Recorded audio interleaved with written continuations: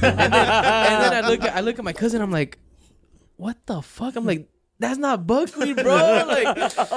like motherfucker. So you'll see the pod, dude. It's gonna that's what's up, bro. It's gonna be. It's shout gonna out be, to Jimmy though. Yeah, shout out Jimmy. Whoever Jimmy is, shout out to Jimmy, man. Yeah, and just like that, we're starting the podcast. Welcome back to the podcast, Origin Podcast. As you guys can see, we're here with the homie Buckwheat. Give it up to the homie Buckwheat. Yeah. Baby Buck the motherfucking great. We in here. Shout out to the 805, baby. We in here. Hell yeah, bro. Like we were saying, dude. Like you have this energy with you, bro. We're like just radiates off of you. Like it's great. It's great. Bro. Shit. Yeah.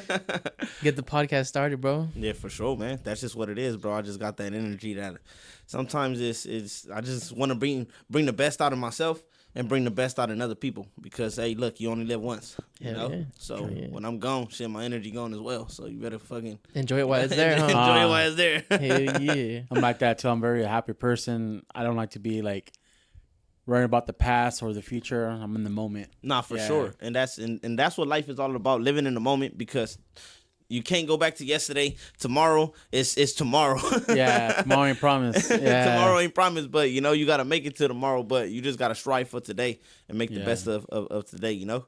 Hell yeah. And I mean, let's just start it off, bro. So I wanted to bring you on the podcast because I see you always out here in the 805, always showing love when you're with the homie Destructive. Yeah. So I was like, hey, why not pull up to the Origin Podcast? You know, like let's see what it's all about. You know, having live and direct. Yeah, that's what's up though, bro. Yeah, it's about the 805, but it's really about, you know, meeting and networking with cool individuals, right? And I feel like some of these individuals, like, they became friends, but they became family, right? Mm-hmm. You know, I remember the first time I came out here to the 805. Shout out to my boy Wish and shout out to my boy Pugs. And I came out here and it was lit, bro. I caught the Greyhound out here. Oh shit! Because back in the day, I was young as fuck. I ain't had no cars, but the homie Wish moved out here. So he was like, yeah, I live in the 805, da-da-da-da. So I was like, the 805, what is that? Like, he was like, in Oxnard. So I was like, what the fuck is that? You know, like where is that? Like, I'm from LA. We don't usually get out the city. Mm-hmm. So he was like, well, it's over here. Like, and I was like, oh, well, he was like, I got a studio. Yeah. Pugs. He was like, well, Pugs and da-da-da-da. So, and shout out to Mark for beats as well. Shout out to Mark for, because Markford, back in the day, he had hit up Lil Man like, hey, how much Buck charge for a verse? Uh-huh. Hey, he was the first person to ever charge for a verse on Everything I Love, bro. Like, Little Man was like, hey, this guy from Oxnard is asking how much you charge for a verse. Yeah. And I was young, bro. I was like, how much I charge for a verse? Yeah, like, what the fuck? Like, think about it. Like, we could do that? Yeah, I was like, we could do that, bro. Like, he was like, yeah, bro, like, you make money off your music, bro. And I was like, I sat down on the couch and I was like, damn, bro, somebody's offering me to fucking make money off this shit. Damn. And I'm young. I was like, hey, bro, I don't know. Tell him like 150, bro. Like, back in the day, we didn't give a fuck. We was like, hey, tell him 150, bro. Yeah, like, I'm coming up anyway. Yeah, I'm coming up anyway. So he shot the 150, and I was like, damn, bro, he gave me 150 for a verse. There you go. And then that's when I had to come to Oxnard, bro. And I was like, well, I gotta go, you know, explore it. And that's when I met Wish. I mean, I've already been to Wish. That's the homie. But that's when I met Pugs, then Markford, and then little by little, I started meeting other people throughout the 805. Roto G. Yep. Shout out to my boy Roto G. Did you finally meet Big E? And oh yeah, I met Big E. Shout out to Big E. We got a couple tracks in as well. I just met him the last time a few weeks ago. I was out here. I traveled over here to the studios that my boy Destructive got. 203 Studios. I was out there. So we did like a little podcast too. Shout out Destructive though. Hey, that's why I hit you up after that. That's actually our one coming up pretty soon. Yeah, we're gonna drop with. I grew up with him, so. Oh yeah. Shout out Destructive. Yeah, that's my boy right there. He cool people. Yeah. I was like one of the main reasons why he went full time though. For real? Yeah. Talk about it. What happened? Nah, because I do business as well. Uh-huh. So it was around the time, like, you know, hey, I left my job and I went full time entrepreneur. Yeah. Right. So he was telling me, I was telling him, hey bro, how much you charge for videos? And he was telling me like, oh, I charge this much. And I was like, so why you still got your job? Uh-huh. And he was like, I don't know. That's a great question. And I was like, bro, you ever thought about just doing this for long? Just going the money that you already making. Now imagine during the week you get like 2 to 3 videos during the week. That's gonna substitute your job's income. That's basically substituting your income. Now do this shit for long. Yeah. And then bam, I seen him going up after that. And he told me that shit last time, you know. Even on the podcast that we did, he was like, hey Buck, it was like one of the main reasons I went full time in this shit. You know, it's all motivation and seeing the good in other people. Yeah, that's what I say. That's inspirational right there, bro. Yeah. So, I mean, sometimes you got to hear from other people and realize how good you are, and like you said, like he thanked you, you know, like for sure. Which is dope. And I thank other people too, because we come from a place that's not promised. Yes. So if somebody always tell you, hey Jesse, right? Mm-hmm. You know, hey Jesse, like I see the best in you, bro. Like, you know, like. It's always the same. Like, people can see things in you that you can't see in yourself. It's true. And that's true as fuck. It's true. Like, people always tell me, hey, bro, your energy is like crazy, da-da-da. And sometimes I'll just be like, bro, I'm just being me, bro. Like, yeah. No, it's true, though, because sometimes it's just like when my family doesn't see it, like other people do see it, you know what I mean? Like, well, I think you have this. I think you have that. You're just like, damn. That. Like, sometimes maybe I'm too, like, I put a wall up with my family, and then I'm like, other people, I'm like, oh shit, she was right, or he was right. You know what I mean? Like, then you get your girl in your ear, like, I told you. I'm like, damn, you're right. No. And going off that, what you just said is so big and so huge, because sometimes we'll shine off our own family from advice, all because we'll feel like, nah, I know this motherfucker. They're like, playing me. Yeah, this my cousin. This my, and you'll go hear the same thing that your cousin just told you from a stranger and be like, "You're right, bro. Yeah, you like, making some sense. Hey, you making some sense right there, bro. Whole time this motherfucker just told you the same exact thing, bro. Feed me more. It'd be like that, though. Hey, so you know, just honor your family even more, bro. Yeah. Because that's one thing that I learned, bro. Like, I don't got no grandparents no more, right? You know, I don't got no, you know, all of them passed on. The only thing I got is my mom and my dad. My mom been shot before, so so the bullet is still in her. So that's one thing that I just honor my mom even more, because shit, at any given time, I don't know when I'm gonna lose my mom, you know. So I just live life for that. Damn, that's something strong, bro. Right Hell there. yeah. Like, It's all good though. That's just what it is. Yeah, it just makes you stronger, huh? Yeah, it is what it is. You know, she got shot before she had well, my other brothers and sisters. But that's just what it is. That's just a part of life. I got a strong mama. You know, she's still strong. I'll call her right now. She gonna start talking shit. Hey, you know, I'm doing a podcast. I'll call her right now. She gonna be like, "What the fuck you want?" Dead ass, bro. Like, but that's mom's though, bro. Like, you know, you gotta love her. Hell yeah, they gotta show love. Yep. Damn, bro. But speaking about your childhood, how was it, bro? Coming up from we were talking downtown LA, right? Area? Well, I come from all of it, bro. Like, when I talk about LA, I'll actually say I come from Los Angeles, California. So I was raised in South Central. But then my mom and shit, it got too crazy in South Central, so she actually tried to move us downtown, thinking that shit was gonna be like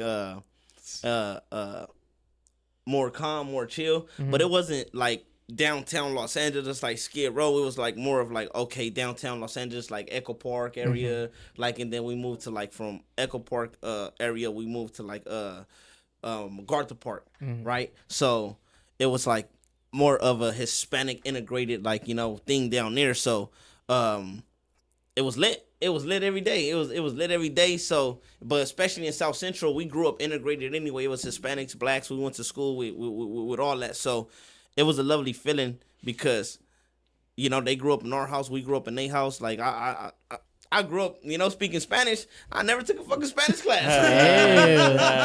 That's how it is, though. If people they tell me, hey, Buck, like, how the fuck you speak Spanish? Hey, bro, I just never took a Spanish class. It's just growing up in the environment. You are a product of your environment. Yeah, you know, 100%. your environment gonna take over you, bro. So, and that's just what it is. Yeah, and speaking on living in LA and stuff, like, how was that? How did you take that in, like, growing up with other races? Like, it was just normal to you, or?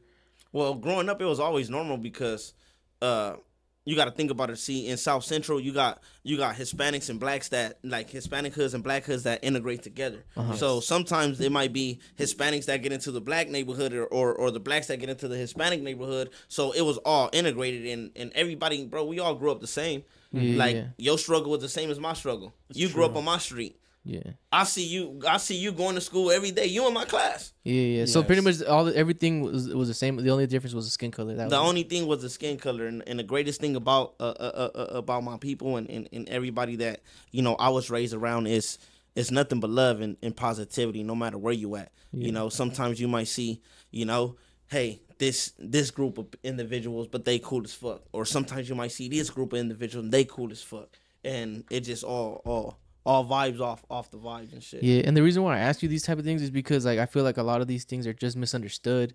Like coming from our area in Oxnard is like it's predominantly like Hispanic or Mexican. Yeah. Like it's very rare that you'll see other like races and stuff. Yeah. Like, and when you do see them, you're like, what the fuck? Like, it just trips you out. That's why I like coming out here. Yeah. Because like, you know, like when people, they see me out here, they trip out like, what the fuck? And then like when I start introducing myself and then be like, oh, damn, bro. Like, you know, like he speaks Spanish. Like, Spanish? What the fuck? I ain't even know where people's from. Like, you know. Hey, Bugs, like, can I get raspado en el elote? And they be like, what the fuck? Juan say, hey, me das 4 tacos de asado, por favor. Damn. Español? ¿De dónde eres? Hey, Bug walks up to this. ¿Qué hubo, primo? ¿Qué pasó, primo? And the whole vibe changes right there. Now you got the whole taco stand right there. Like, ¿quién es ese morenito? Yeah, it happens. It happens. Bro, like, honestly, they look at me and they think I'm white, bro. Like for real, they'll be like, wait, ¿hablas español? I'm like, yeah bro, I speak Spanish. Like, hey, and that's the crazy thing about you know, I got a lot of people from Mexico as well. Yeah. So I have a lot of people that's, you know, that's more dark skinned, and I got a lot of people that's from that's more light skinned, right? Mm-hmm. You know, and I see a lot of more people from like Michoacan that's like more light skinned. Shout out Michoacan. You know? Yeah, shout out Michoacan, you know, Sinaloa, you know, all that. Shout out my people down there too. Y'all know who y'all is if y'all watch this. Yeah, my people who can't come back. It is what it is, you know. I had to shout out my people, like, you know, I had to shout out my people, bro. Like, you know, my people who can't come back, bro. It is what it is, but I still got love for my dogs, you know. I still got love for my people, bro. You know, but it's a great feeling to, you know, be able to have that relationship, you know, with people like that. No, yeah, like I mean, like I'm telling you, like some people might take that into a negative space, you know, like damn, I'm surrounded by all these people, like I don't even fuck with them like that.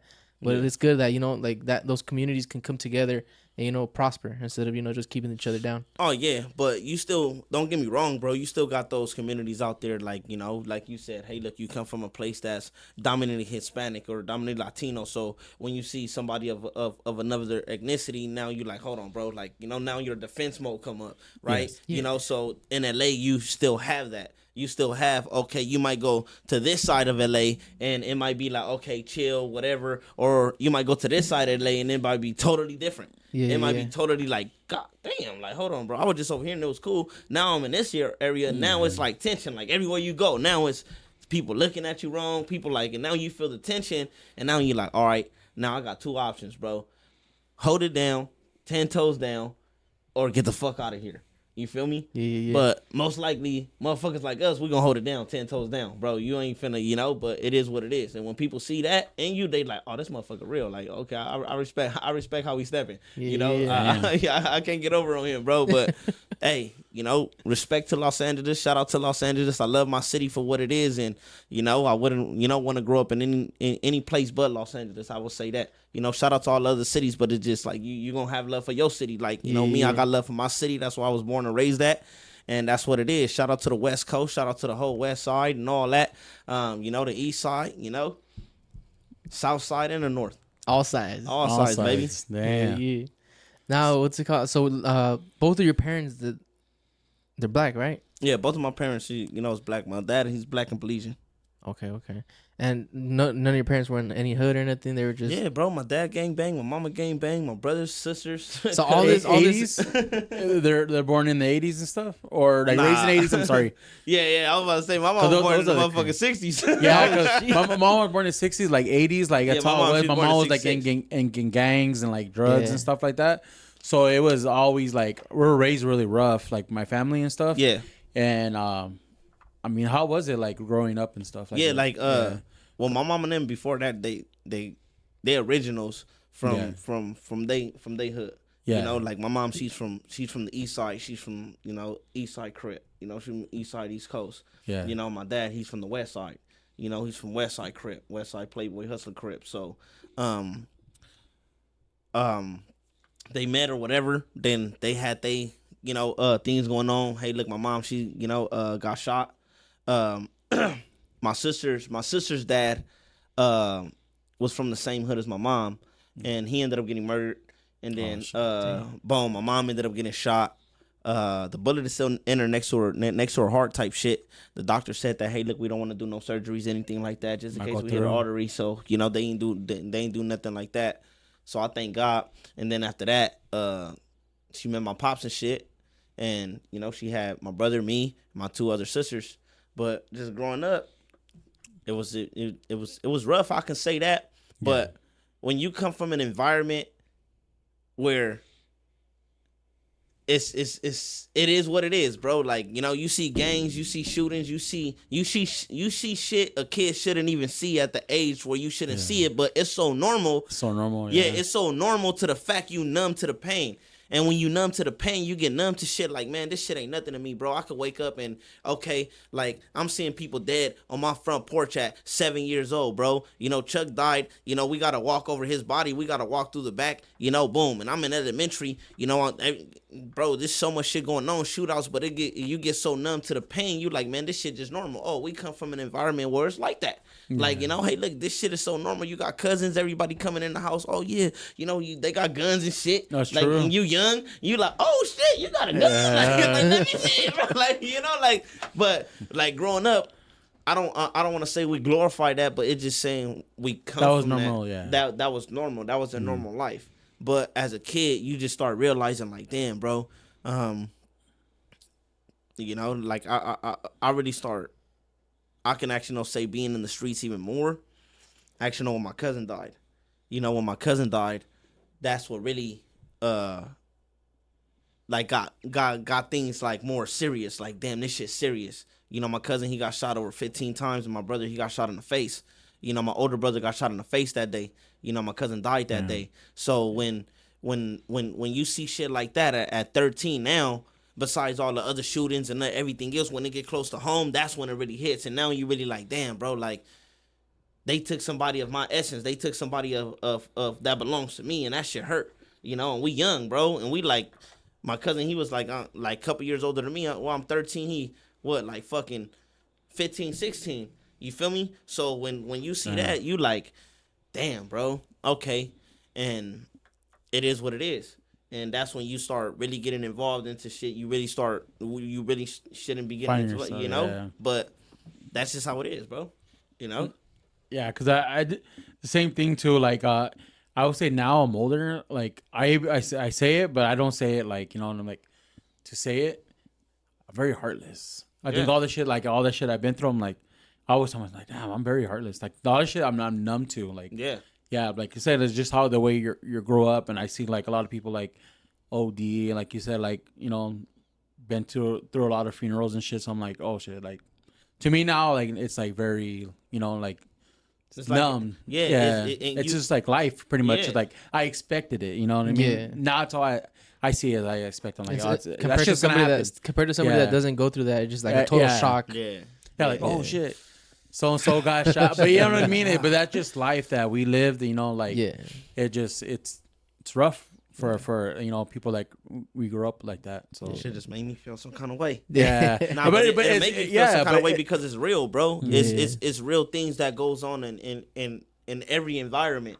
So, and sometimes we might think about it like, okay, like, I was just talking to this person, to one of my homegirls, and she was like, hey, she live in a motherfucking nice ass neighborhood in Orange County, bro, like big ass house, big ass everything. But I was like, bro, like, and then she was telling me her story and shit, not to really put her out there, but everybody got a story, and she was telling me, look, I fell into addiction for these many years and da da da da da, blah blah blah blah blah.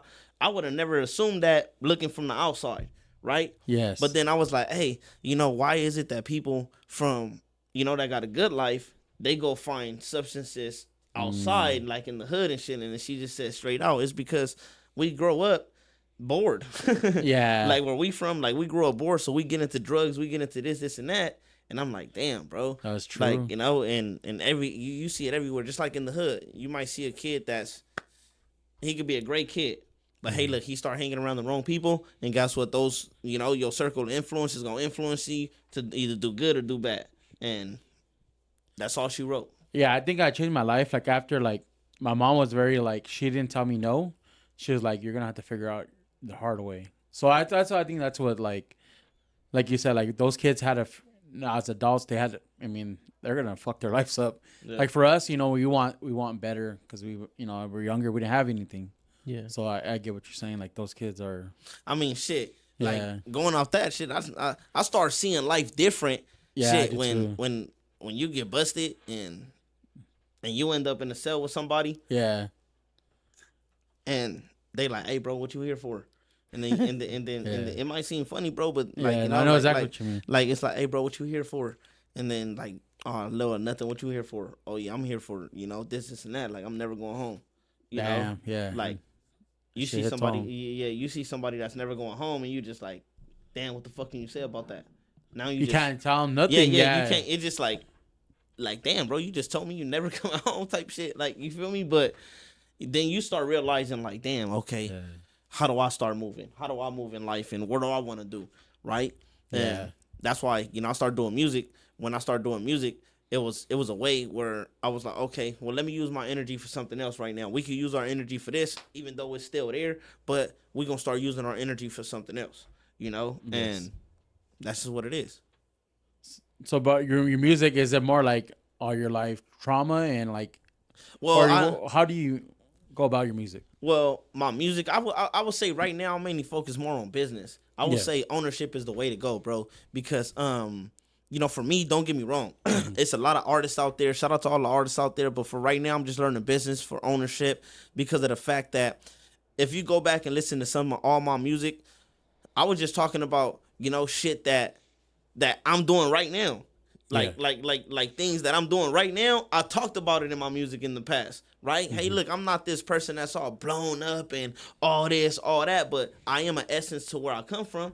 Yes. I know people do, admire me for where I come from. I don't need this whole this whole presence because, hey, look, I'm a humble person, bro. Like, if I can have somebody where I come from say, hey, bro, I was listening to this song and that shit got me through this and that shit got me through that. And, I get a lot of that. And that's what my heart feel great at because I'm like, damn, bro. Just like how my boy was talking about, like, man, we used to bump you and da-da-da-da-da-da, blah, blah, blah. Yeah. I never knew that. But when I hear people like that, I'm like, okay, perfect. Like, that shows like you were doing something right. You were doing something right at that time, right? And my music is all about, authenticity. It's all about what goes on like a motherfucking news reporter. The shit that goes on in the hood, it goes on in the music, but it's just a way of constructing it and putting it in a way where people can actually understand and actually feel where you're coming from because everybody comes from the same place. So yeah, bro, talking about your music and stuff, like obviously a lot of people know you by your features with Young Dopey. How was that? How was that relationship? How was that formed? Oh, with Young Dopey? Yeah. Oh, well, Dopey, he actually, that's a great question. Dopey had actually got out of prison, and he had got my number from the homie, and then he hit me up like, hey, bud, like I fuck with you. I want you on this track called Blue Truck Tailors, and I was like, all right, for sure. He picked me up. in the Low Bottoms. I lived in the Low Bottoms at the time in LA. If you know the Low Bottoms, you know the Low Bottoms. But he came and picked me up. We went to the studio, Siphon Studio. Shout out to Siphon. That's when we was recording in Siphon closet, bro. Dang. We was recording in the closet at that time. The trenches. The trenches. But shout out to Siphon though, bro. He always had a vision, and that's my dog still to this day. But we make that track, and we from the same section. Anyway, so that's just how it formed, bro. Ever since then, bro, we just, locked in. And we've been locked in ever since. Damn, so it started with the stomping and a mobbing in the blue Chuck Taylors. Stomping and a mobbing in my blue Chuck Taylors. Damn. This is what I'm telling you about. Like those are the songs that every day. I don't know why. It would always come on my way out of class or school. So like when he was singing that part, like stomping and mobbing in my blue Chuck Taylors. Exactly. I was like, bro, and I'm walking to that shit. So I'm like, oh man, you walking out with your chest up a little bit higher, like what's up? Damn. And while walking with your Chuck Taylors, like man, stomping and mobbing in my blue Chuck Taylors. Yeah, but man. That's that. Shout out to Young Dopey, man. Shout out to the 6 Block. Shout out to Gangsta Wish, Lil Man, the whole 6 Block family. Yep. Yeah, you have a bunch of music with Little Man, huh? Like that's like your most like when you started off. Yeah, with Little Man. It was crazy how I met Little Man. I met Wish in downtown Los Angeles. Walking, met Wish, boom, boom, boom. And then after that, we had linked up with I had met Little Man at a party, kind of find out he had a studio, and I was like, hey, bro, I just met Wish, and then we had linked up, and ever since then we've been locked in, bro. You know, we was locked in. Lil Man Beats, he was doing beats at the time. We made a whole album, Hood Music Volume 2. We went crazy on that. A lot of people on that album. But other than that, yeah, we've been locked in ever since. Oh yeah. But how did the rap whole thing come about? Like you just once just randomly picked up the mic, or was like you already had been doing this? Well, my brother OG Wood, he already did music, but I was young, so they was already like older than me, bro. Like, you know, so they never let me on the mic. Oh, okay. They never let me on the mic. I was like the bad, like, you know, turnt motherfucker. Yeah. But then one day he happened to let me on the mic and shit. Then I heard how I sound, and I was like, oh shit, I fuck with this. But then, you know, like I said, hey, look, streets ended up taking over. Cousin ended up getting killed. Hopped off the porch, got activated, and you know, streets took over. Got locked up, and went to the halls, all that. And we rapping in the halls. We still rapping. When you go to juvenile hall, everybody up in there rapping, bro. No matter who you is, bro. You got the whole unit turned, bro. And up in there, when you locked in with everybody, bro. You got people from different sections. You got people from here, over there, over there, over there. So when you at the table, you just right there like, hey, you rap. Like, yeah, bro. Like, spit that shit. So you got people from everywhere just getting off, bro. So and then once I got out, I was like, all right, perfect. Boom. You know, just still in the hood. You know, still in the hood. Ended up, well, in juvenile hall, you get sentenced to 6 months. You know, where I'm from, like, you know, if you really activate it, you get sentenced to 6 months. I got sentenced to 6 months, ended up doing like 27 months. Damn. You know? Oh, damn. Yeah. You know, because always fighting all that shit. So just kept on adding shit. Yeah, and it's fun because like you right there with your other people that are doing the same thing, badass motherfuckers. Like, y'all young as fuck, just bad. Like, hey, you know, just, you know, but not even realizing, bro. Like, damn, bro, that's like 2-3 years of your life, bro. That's gone from the streets, bro. Like, you know, but it is what it is. But other than that, got out, met Wish, met Lil Man, and when Little Man had the studio, now we had a place where we can actually make some music and put it on the track. So so that shit just sounded lit. So we did that and we just started going up. You know, and then Little Man was like, hey, bro, the homie Trouble, he want to put you on a YouTube. And I was like, on YouTube, bro. Like as a music video or yeah, your song? Like, no, that's when like back in the day I got this song called My Homie Stay Banging, and that's when me sitting on the couch. I'm sitting on the couch, bro. Like, and then that's around that time in our mentality, we like, nah, bro, we don't like to be on camera, bro. Like fuck that. Like, nah, fuck cameras, bro. So that's why I'm like with my head down and shit. Like, you know, I'm like right there, like rapping and shit, like with my head down. I'm like, nah, bro, nah. But he was like, yeah, bro. So once he put me on the YouTube, it blew up. Like, he was like, hey, bro, you got a lot of reactions. You got a lot of people reacting to it. Like, they want more. And I was like, like, you know, and then that's when it really started coming about. It really didn't start taking off, honestly, bro. I'm not really going to cap with you, is when we met Pugs. When I met Pugs, because that's when we shot a video. That's when I came to the 805. Then I came to the 805, and then I met Pugs. We came out here and my boy Markford, he was like, hey, Buck, you out here, come pull up to my, like, you know, studio. So we put up to Markford studio, we chilling right there, and then next thing you know, out of nowhere, he started bumping beats, and next thing you know, I start rapping, he got a whole video right there, bro. We did a whole video right there. We went to the, after that we left, we went to the studio, got a couple more tracks, and then Pugs that day, Pugs was like, damn, Buck, first time in the 805, you got a studio session, you got a video in, like you lit, bro. But when you're young, that should make you feel like, damn, bro, like, I really did that shit, because I got to go back on the Greyhound. Oh, shit. Damn. Go back to the low bottoms. Yeah, I got to go back to the low bottoms, right? So now they dropped me off at the Greyhound station, I think. Downtown Oxnard. Yeah, downtown Oxnard.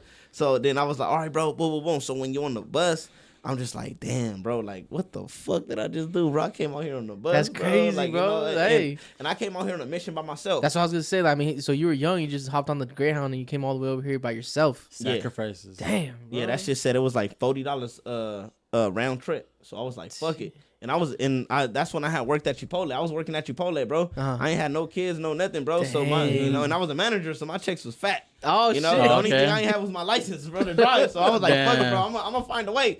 So then I had fucking took the Greyhound, bro. And I was like, you know what, fuck it. It is what it is. Yeah, and that's when I came out here, and I feel like that time, I was like, damn, bro, I went out the hood. I did some shit that was like major at that time. Right? Me being young, I'm like, damn, bro, I just did some major shit right now. Like, came out here on the bus, you know, went to a studio session, got a video, went to go drop some tracks with Wedge and Pugs and this and that. And then going back, you know, you got time to reflect. So now I got a whole hour and a half, 45 minutes on the Greyhound, right? You know, because they got to make extra stops and shit. So you got time to reflect. And at that moment, that's when I knew I fucked up. Like, this shit is for real. Dang. Like, you know, like, this shit is for real. Yeah, you're like, time to lock in. Time to lock in. And then that's when we locked in. And then, yeah, bro, that's when we locked in. And then I started going hard.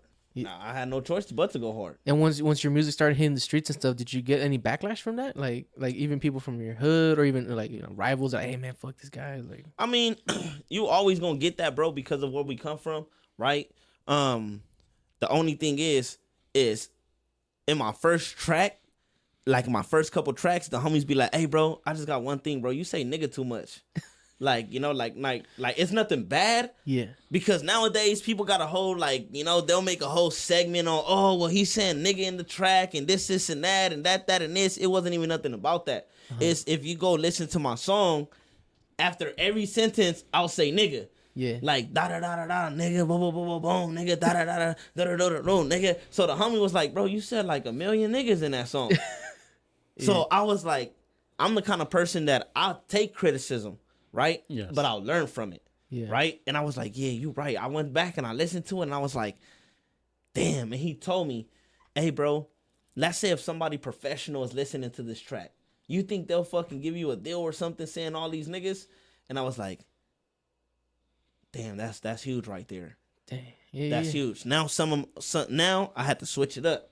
I had to switch it up and be like, okay, perfect. Now let me find a way where I could substitute words, right? You know, damn. and that's a part of music, right? You find words to substitute things, and that shit makes bangers. I got bangers like Shed Tears with Gangsta Wish, 1800 with Gangsta Wish and Young Dopey, bro. Like, you know, Watered Down Gangsta. You know, Watered Down Gangsta got like 3 million views, bro. Like, you know, some of the major shit you just tweak some shit and you just make it sound original. People still know it's original. It's like, damn, bro, that's a banger, bro. Like, you know, I could play this shit. I could have my kids playing this song. I could have, like, you know, and that's what it's all about. Yeah, because I was gonna say, honestly, like, thinking about it now, I don't think I can remember you saying the N-word at all. Like, at least, like you said, like, after those few, like, you know? Yeah, because that was very huge at the time. Yeah. Like, I had the boys, like, you know, nobody never said nothing like, oh, he's saying, like, he was just like, hey, bro, I think, like, if you just tweak it, I think you as a person, as an artist, I think you would take your heights way higher. Mm-hmm. I think you could go way higher with this shit instead of just, you know, leveling down, you know, staying stagnant. You know? He's pretty much saying, like, you're leveling yourself, like, you're pretty much, like, putting yourself in a box, like, exactly. Like, if, like, you know, people that don't say that, like, they're not gonna fuck with you. Exactly. Instead of broadening your spectrum, like, exactly. You know, and then from the fact that, like, I want everybody to bump my music. You know, I don't just want, okay, this kind of people bumping my music. I want everybody to bump that shit. That's why I get love from everybody everywhere I go, because not only that, I show that love everywhere I go, right? And I show people that love and that genuine love, bro. Everybody know where we from, you know. I got people from different sections that, you know, in the streets wise, they'll be like, oh, well, we don't get along because they from over here, they from over there, or like, you know. But they're my boys right there, bro. Like, you know, some people you meet through life, you know, they become your people, they become your boys, and it is what it is. Speaking about showing love and stuff, like I'm telling you, I hit you up after seeing that little interview you did with the homie Destructive. Oh yeah. How was that? How'd you meet up with Destructive? I mean, probably with Pugs, no? Destructive, yeah, with Pugs. Yep. obviously I met up with Pugs. yeah, because Pugs is always talking about like, I don't let anybody else shoot my music videos. It's only Destructive. Yeah, that's they grew up with each other and shit. Yeah, you know, so they grew up with each other since the sandbox. But I met Destructive through Pugs, and then Destructive. He shot some of our videos back then, and then we always been locked in. You know, Destructive, he always been cool as fuck. I always loved his energy. He always come around on a positive note, like, all right, bro. All right. And he always fuck with you, bro. He always, you know, just like everybody say, you read off people energy. You feed off people energy, like you were saying earlier. Yeah. You feed off that. So when he came, he energetic too, bro. He young, energetic as well. Yeah, so he like, all right, bro, what you want to do? All right, hey, look, bro, I think, you know, and then I'll tell him, hey, bro, how do you think this song will sound? Like, you know, like, I'm going to send it to you maybe on the way over here, or maybe you could get an insight of, you know, hey, look, a vision. Then I can show you my vision, and we could put it together. And then he'd be like, oh, I think this, da, da, da, da, da. Oh, that's a great ass motherfucking vision right there. Okay, let's do that, right? You know, so I like the way he works, bro, because he's just not a videographer or a person that just comes around and just be like, okay, so this is what we got to do. Like, okay, well, let's just shoot it. You know, he's the kind of person that interacts with you. He's an actual like, creative mind. Exactly. He'll be like, hey, bro, I think this is dope. I think this is dope. That's why, you know, you see him growing right now. That's why you see him blowing up right now. Hell you know, and all that. Dude, yeah, he's blown up recently like crazy, bro. Like, and I'm telling you, like, I even told him here at the podcast, I feel like Destructive is like one of the few people here in our city or in our area that sets a standard, bro. Not only that, bro. I just start laughing right now, bro, because we see each other everywhere, bro. Like, I just seen him like I'm in Santa Ana, bro. Yeah, like. No, I ain't even knowing. I think he did the YBE. Yeah, he was a YBE. Oh, yeah. So you know, and I'm right there with the homie King Lil G. So the next thing you know, like YBE's going on. The next thing you know, I see Destructive. We like, what the fuck, bro? Like Destructive, what's good? What's up, bro? Like, I'm gonna fuck with you, bro. Like, you know, but that's great to see that. Damn, bro, we working out here, we networking out here, we moving out here. We got this marathon moving right now, bro. We got the train moving. No matter where you at, no matter what city you in, you moving. That's all a part of the game, bro. Yeah, just keep moving, bro, and don't quit. Yeah, that's what me and my homie Jesse are always talking about too. Is like, I feel like we can only get so far just interviewing people here in our local area, you know? Yeah. Like, I mean, that's why I was happy. I was like, hey, I'm gonna shoot my shot. So I hit you up, and I was like, let's see if it hits. And hell yeah, I was like, I hit him up as soon as you replied. I was like, Jess, you're not gonna believe this shit. Yeah, like he said, hell yeah. I'm like, he said, hell yeah. I'm like, oh fuck. Like, because once I did the little podcast with and that podcast is Destructive. We gonna do a real podcast. Yeah, that podcast. I went from a motherfucking You can ask Big E, bro. Like, I just went to the studio to record, but I had to hop on a Zoom call. I went to cause I do business, so I gotta hop on Zoom call. So I went to go record a verse and a hook. Went to go do a Zoom call, do like 30, 45 minute Zoom call. Came back up, did another verse. You know, finished that verse, went inside the little studio. Oh, before then, I was writing my verse, and Destructive's all like, hey, bro, I got the little podcast room right here next door. And I was like, oh, so you want to do a podcast or what? And he was like, damn, bro, right now? And I was like, well, we here, bro. What you gonna do, bro? Right now. You know? And then he was like, hey, all right, well, fuck it then, bro. Like, I'll go set everything up right now. And then when you doing that, when you finish with that, you can come over. And I was like, all right, well, fuck it. And then when he started going over, I was like, damn, that's right, bro. Like, I fuck with that, bro. Like, you know, I fuck with the energy, bro. And then I start getting happy. I was like, oh, we finna get a fucking podcast, man, bro. Oh, hey, no, but you can see that energy on the interview. And because everything was just like right then and there. Yeah, everything just lined up. I had motherfucking questions I wrote down on my phone and shit. You wrote down questions? Yeah, you see I'm right there on my phone. Like, okay, like, you know, it doesn't really seem like that in the video. Yeah. You know, because I got that down already. I'm like, okay. All right. So then I got like a couple questions. All the questions that I had for him, I already wrote them down. Bro, I legit thought that he had like written them for you, like, bro, so that way he could kind of like set him up for himself. Nah, bro, I wrote all like when I did my verse and all that shit. I was sitting there like, okay, perfect. What kind of questions am I gonna ask? Because I'm in business, so that's my job. Is to ask questions in order to see how I'm gonna help you out. You know what I mean? I'm in the financial industry. I do finances. I work with money. So one of the things is helping clients get out of debt. So in order for me to help you get out of debt, I have to ask certain questions. So I'm used to asking questions, but I'm like, man, okay, Destructive, okay, perfect. And it was quick, so I was like, okay, I at least need some questions that's going to last at least 10, 15, 20 minutes to keep it going real quick to see how far we're going to go with this real quick. Yeah. But it was dope, though. I like that experience right there. On the spot, they're, like, authentic. We got the cameras rolling. We hot. Let's do it. You know, and that's That's fire right there, bro. And I think you said it in the video too. I think you said that was the first time you interviewing somebody on camera, right? Yeah, that's the first time I actually ask people questions like, "Hey, bro," but then I got a lot of people hitting me, and that's when you hit me up, bro. I got a couple. Hey, I had a couple people after that podcast, like, "Hey, Buck, like, you know, let's do a podcast," and I'm like, "Who the fuck is these motherfuckers?" You know, like you hit me up, and I was like, "What the fuck?" And then I told Destructive, like, "Hey, bro, it's crazy, bro. After I fucking did the podcast with you, I got like a couple podcasters want to interview me and do this. They was like, "Hey, bro, you're gonna get a lot, bro. You should start your own podcast." Da da da da. I was gonna say that right now. And I was like, bro, I'll think about it. He was like, "Bro, your energy's too fire, and this is that." And it's I was too like, fire. Yeah, and I was like, "Yeah, I'll think about it, bro." But you know, shout out to Destructive, bro. You know. Oh yeah, Destructive's always busy though. I feel like it would be a bitch for him to like sit down and have a podcast like that. Like.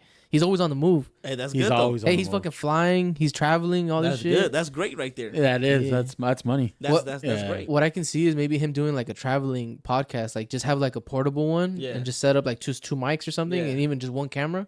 That'd be pretty lit. Yeah, man. Shout out to shout out to my boy Destructive though. That's crazy because I'm hearing you speak. So many doors like you met. You ran into Wish. And then he flew you out. You met Pugs. You met Destructive. You met Mark Ford. Like all these doors open. Yeah. Nobody flew me out, bro. Not flew you out. I'm sorry. I'm sorry. He paid the full $30. You paid round trip. Yeah, you paid round trip to come out. To come out and then but like there's so much like make it seem like they flew him on private jet. I'm like, damn, bro, they flying me out. I'm sorry.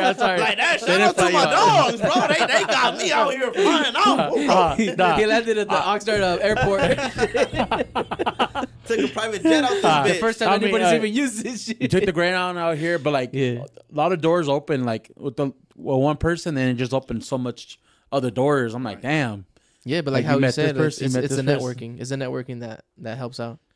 I mean, you're a great person. Like already, like the hour that we spent with you, I'm like, damn. Yeah. Yeah, like honestly, I feel like I know you for a long time. Yeah. I'm like, damn, like it don't even feel like an hour though. That's what I'm saying. Like it's I feel like it's I was gonna say that like honestly with other guests, we usually take like around maybe half an hour to an hour just getting to know them off camera.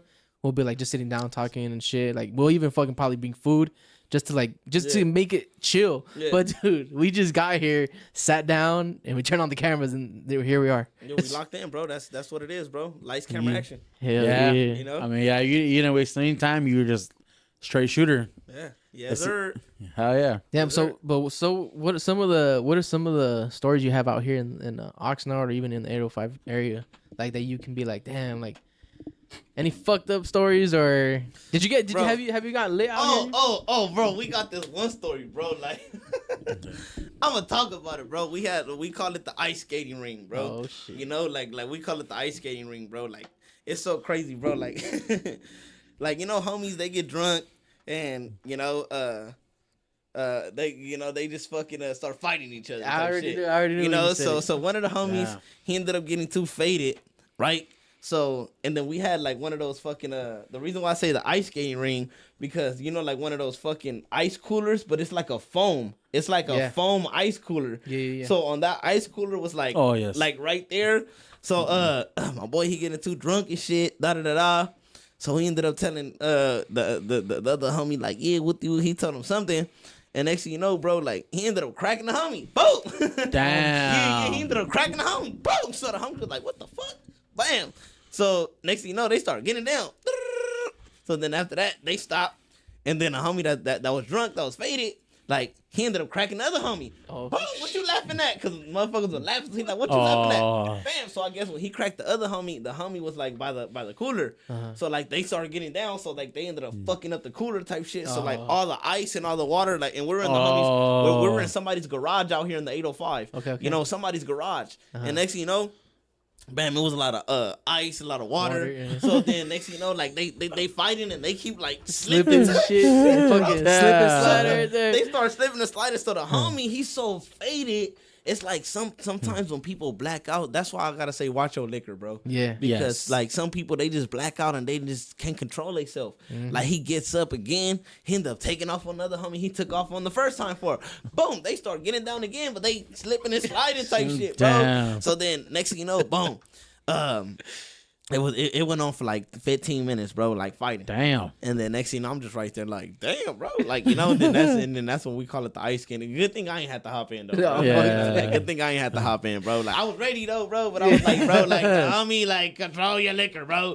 You know, Yeah, but you're like, you're making us look bad. yeah, hey, the bros is the bros, though. At the end of the day, we still woke up the next day. You know, the homie woke up like, bro, what happened? Oh my gosh, bro. Fucking Hey, for real, bro. He woke up like, hey, bro, the fuck I got this scar on my face for? Bro, you don't want to know, bro. Damn. And then when we told him, he was like, I did that, bro. like we literally telling him, hey, bro, you took off on him. I don't know how that transpired. Then you went back to him. Then you started fighting with him. And then he like literally like, nah, bro, I ain't do that, bro. We was like, yes, you did, bro. He's like, I would never. Yeah, I would never. Nah, bro, like not to you guys. I was like, yes, you did, bro. But we still like, you know, after that we could like, look, don't worry about it, bro. It's just drunk times, bro. Dang. Memories, you know. And then fucking we actually went out to eat the next day. And then the next day, I forgot where we were at. This is when it was lit, bro.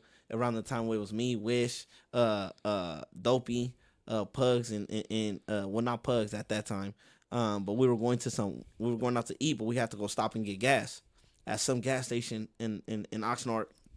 So we hop out, boom. It's like 10 a.m., bro. We hop out, boom. Next thing you know, all we hear is, hey, is that Buck, Gangsta, Wish, and Dopey? Oh, hell yeah. And then we like, what the fuck? And we like, yeah, it was good. Like, you know, they were like, hey, bro, that fucking song, Blue Chuck Taylor's Watered Down Gangsta, woo woo. And I'm like, damn, bro. And at that, you young, bro. Like I said, I'm a young motherfucker. I'm a young buck. Yeah. So I'm like, damn, bro. Like, they just recognize the motherfucker, bro. And like, damn, bro, like that shit felt just overwhelming. Like, yeah, just take you back. Like, damn, that shit felt lit right here, bro. Like, damn, we gonna keep doing this shit, bro. We gonna keep doing this shit, you know. And I'm telling you, bro, the Oxnard area off 805, I look for you guys, bro. Yeah, man. You guys put out some fucking though. bangers, bro. We love our music. We have a lot of other artists out here, so yeah, hey, it's a lot of fucking artists out here, bro. Like, I just met Young Chach too. You know, you know, Young Chach. I just met him personally in the studio. I told him, hey, bro, like, you know, he want to, you know, do some shit. I told him, hey, bro, you book a studio out there in the 805. That way, hey, look, it could be, you know, a comfortable studio session, and I'm gonna bring the energy. You know, I'm gonna bring the energy, and we gonna get lit. We're gonna turn it up in that bitch. You know? Hell yeah, 100%. Sure. That's cool, bro. Like, I mean, even like the 805 artists showing you guys love and shit. You know, not just like Oxnard. I think it's love Robo back. G. You know, because I seen like Young Dopey like. He says like a lot about 805, like, you know, shout out to, you know, so I'm like, it's because you got a lot of genuine people, bro, and that's what it's all about, bro. It's about meeting genuine people, networking with genuine people, and just showing the love, bro. And I feel like when people see that, they know you genuine, and they know like y'all, like I'm already knowing like y'all genuine. I'm like, okay, perfect. Like, look at the love I get when I'm out here, right? So that's what make you want to come back. You know, that's what the feelings never lie. And it's like, damn, the feelings is mutual, the feelings is genuine. So it's like, damn, okay, I could fuck with an 805, bro, and I could see myself going out there and chilling out there even more, right? Yeah. You know, the one of the things that I do want to experience though is the beaches out here. Oh, hell I haven't experienced the beaches and shit. Like every time I come, it's like fucking cold weather. You know, so like that's for the real. thing. That's the thing. Like it's always fucking windy and cold and shit. I would say it just doesn't like, make you want to go to the beach. Yeah. Well, that's the thing. I would say like Ventura is like the side you want to go, like, because Oxnard, it gets fucking foggy, like gets fucking. It's because also like the altitude and shit. Like it's like I don't know, bro. Yeah, like, Oxnard is below sea level. That's why. Yeah. Oh. So it gets cold. Like Ventura, it's a little bit more upper. Okay. So you'll feel like the sun and all that. The nice ones though, like Santa Barbara has fucking nice ass beaches. I've been to Santa Barbara. I had to go to court out there. Oh shit. Talking about Oxnard, bro. One time I fucking left Oxnard talking about that shit. I got a fucking ticket on the fucking freeway, bro. Once I hopped on the freeway, I'm like literally once I get on the fucking freeway, bro, I'm smashing. Once bam, I see the motherfucking lights. I'm like, what the fuck? CHP. I'm like, damn. And then it's fucked up because once you enter the freeway in Oxnard, there's no lights right there. Like there's no fucking lights on the freeways. Like So when you're driving, the cops be right there in the cut. Oh, like yeah. like in the dark cuts right And there. I'm like, exactly motherfuckers, bro. That's what I had to learn my lesson. Yeah, no, I'm like- yeah.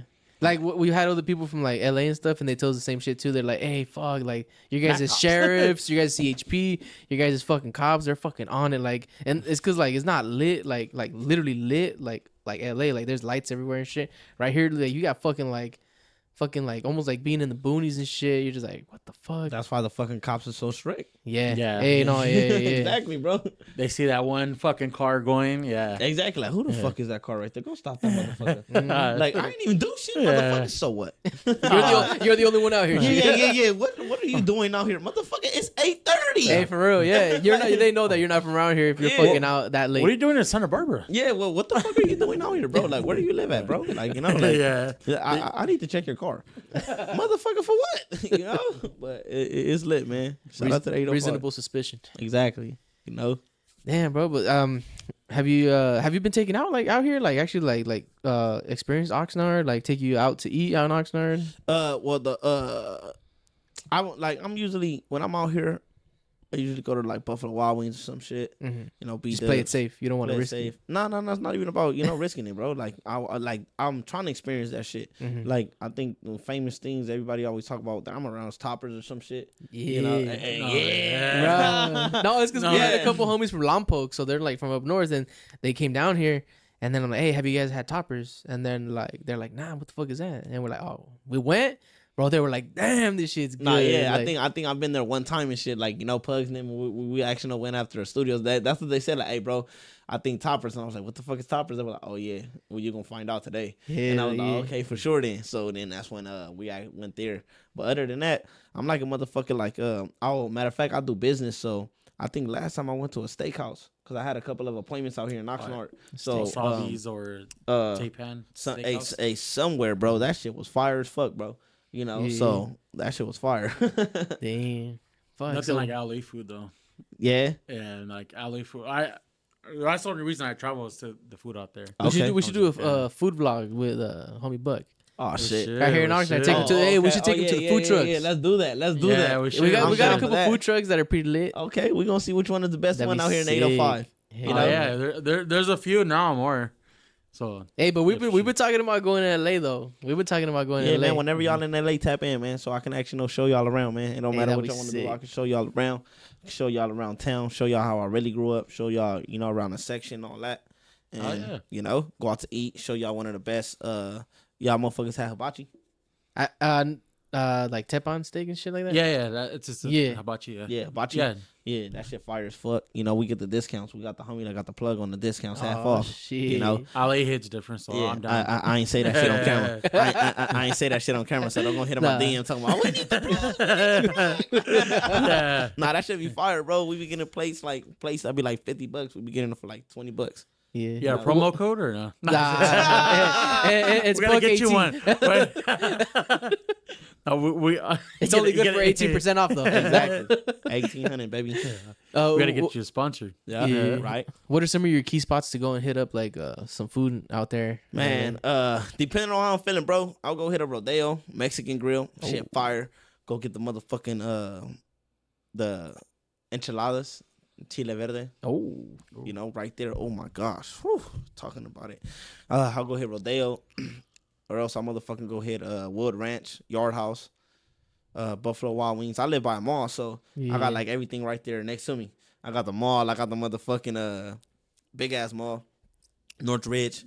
Then they got all the restaurants right there. oh hell yeah! I've Yeah, been there. Yeah, yeah, I know they you're got- talking about. Then I got a few malls next to me, bro. I'm like right there by the Northridge, Sherman Oaks, Van Nuys. Like I got a lot of malls next, next. So, Damn. but depending, and then sometimes I cook for myself too. Sometimes I don't even want to spend money out. I know how to cook, so sometimes I cook for myself. All right. So yeah. Hey, that what's that mall? The Topanga Mall. Yeah. You see, Hey, Topanga Mall. That Topanga Mall is fucking. Yeah, that lit. shit big as fuck too. Yup. Yeah. That shit lit. So I got exactly right there. I got a couple malls next to me, so I'll be everywhere. Like and I'm a kind of person that's everywhere anyway. I want to be everywhere because staying in one spot, that shit get you caught up. Yeah, no, but that one's lit. They even got fucking valet and shit. Yeah, like yeah, for yeah. the, I think there's a restaurant right there. They have valet for that. Okay. Like, yeah, that shit's lit. Okay. I'm parking my own shit. That's like another $20 tip right there. Yeah, for real. I just came back paying $150. Motherfucker, like now I gotta give you another dub. You're like, did you detail this write-off motherfucker? right there. Put on tax write-off. Nah, but shout out to the homies that do valet, bro. I got a lot of homies that do valet and shit. Shout out to them though. Yeah. You got any music coming out soon? Yeah, but nah. Like I said, man, I want to mainly focus on business right now. Mm-hmm. I'm actually about to become a broker, so I'm actually focused on that right now in the next few months. I'm actually working on getting my broker's licenses. That's what I'm studying for right now. My investment licenses, so I should have those within the next few weeks. And then hey, look, by June, July, become a broker and turn shit up. Summer hits and there it goes. Exactly, there you go, right there. Already goals. Got the goals in front of me, and music always gonna be there with regardless of anything. But business over everything. No, yeah. We wish you the best, bro. I mean, I'm telling you, like, from watching you from the beginning, like with your music and stuff, and to seeing what you're doing now with the whole business, is like it's amazing, bro. Like it's because like we've seen other artists go from like making their music and then it's just their downfall. Yeah. They end up fucking being drug addicts or whatever the fuck it may be. But like it's great to see you, doing your own thing, even if it doesn't involve music, Yeah, exactly. So you just know that, you have people behind you, rooting for you because we see that you're doing great things. Yeah, for sure, man. Thank you for that, man. And that's what it's about. That's what it's about, 100%.